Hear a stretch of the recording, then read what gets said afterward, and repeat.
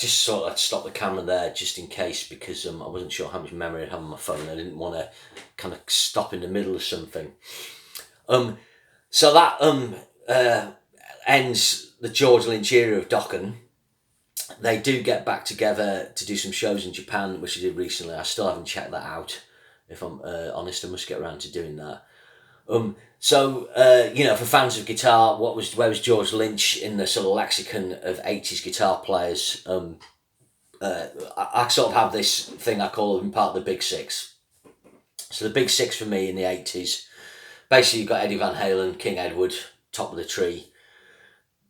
After 78, 79, he's still totally prevalent in the 80s, and he becomes part of the cultural lexicon, really, of music in 80s America. Van Halen, he appears on Michael Jackson's Beat It, and he has I think there's a bit in the John Cusack film, The Sure Thing. Don't quote me on this. And there's a kind of cartoon bit with a guitar or something.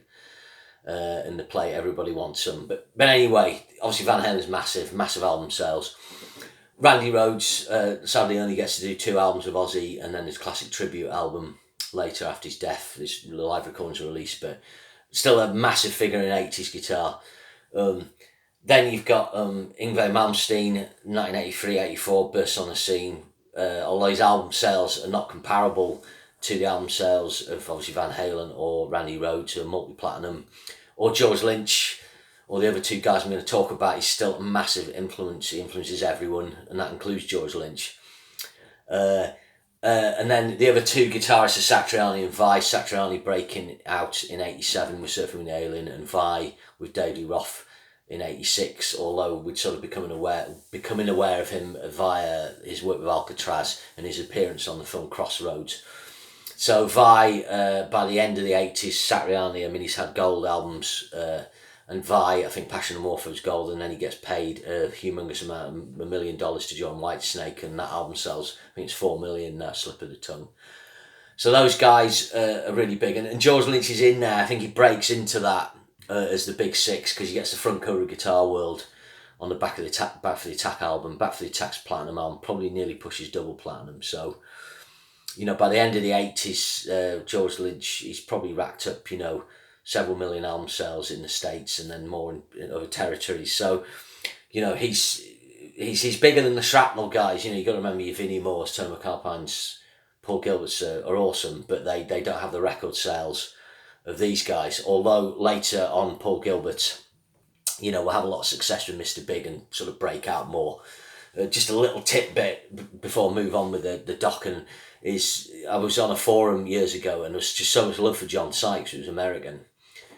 And then I realised, why is John Sykes so popular? And I realised, of course, Whitesnake 87 is one of the biggest selling albums of the era. John Sykes, I think that 8 million copies were sold of that in the States, certainly 6. So his sales on that album were massive. So he was like a huge shred guy, in America at that time. So anyway, digressed a bit there. So basically, Don Dokken gets in Red Beach for 1999's Eraser Slate. There it is. Not great artwork. Pretty bad whatever you use for that. So by this time, it's on SPV Records, Steamhammer. I think this is good. Red Beach fits in really well. Title track's good. Malice Hatter's got some, they're keeping the cool vocal harmony thing going that they started doing with Dysfunctional. What is it? Voice of the Soul is another good one. Haunted Lullaby. There's lots of good tracks on this. There's a couple of things. I'm not as fussed by the cover of One by Harry Nilsson. There's a track called Crazy Mary Goes Round, which Mick Brown sings. And he's got a pretty good voice. I should mention, Jeff Pilson, started singing stuff live as well. Jeff Pilson had a good voice. So it's not a great album, this, but it's good. It's worth checking out. Red Beach did a really good job when it played live of putting his own spin on the George Lynch solos. So after that, Dokken, they carry on. He does another album called Long Way From Home in 2002. I forget who's on bass and drums on that. John Norum's on guitar. Not so fussed with that album, but John Norum does do some good lead. And if you check out on YouTube, John Norum does some good takes on George Lynch solos. Then 2004 they do the album Hell to Pay. Now again, I'm not as fussed with this album, but it is quite important because what happens is Dokken gets a hold of a guitarist called John Levin. Now John Levin played in Warlock.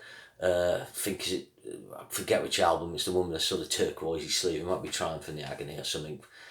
But that kind of comes at the end of the 80s, and I think he only does one album. I remember at the time there was a bit of talk about his guitar playing being top, but I never checked it out. Since then I've gone back and looked at videos and I was like, yeah, he was awesome then. So I think John Levin's working as a music lawyer and he's doing some work for Don Dokken, and then his dad says, well, why don't you join? You should go back to music. You should hook up with Don. Something like that. And basically John Levin's like, and this isn't to do him a disservice, he's just an amazing George Lynch impersonation. He can basically cop those Lynch licks, play at the right inflection, right vibrato. So he comes in on that album, and it's pretty good. But the next album, 2008's Lightning Strikes, is really strong, and John Levin plays up a storm on this. He just does a great job in service of the classic Dokken sound. It's a good record. Again, it's got 12 tracks, and there's a bonus track as well you can dig out. Probably needs, maybe a couple of tracks trimming, but Standing on the Outside, Give Me a Reason, Heart of Stone, they're really good. Oasis, Judgment Day, yep. Release Me, This Fire, that's a great track, yeah. It's a good record, solid 7 out of 10. It's worth checking out. Another interesting thing they do around this time is they re-record the old songs for a greatest hits. And if you get a hold of that, again, John Levin does a brilliant job of playing the Lynch classic solos and just giving it some, real turbocharged energy. The next album, Broken Bones, which is in 2012, again, I had a copy of that. I didn't like it as much as Lightning Strikes again. It was okay. Some really good work from John Levin. I just didn't think the songs were there as much. So, just a couple of things before I missed out that George Lynch, I've got my order muddled up. After Lynch Mob's second album, he did his solo album, Sacred Groove. And that's worth checking out. Again, mostly it's half instrument.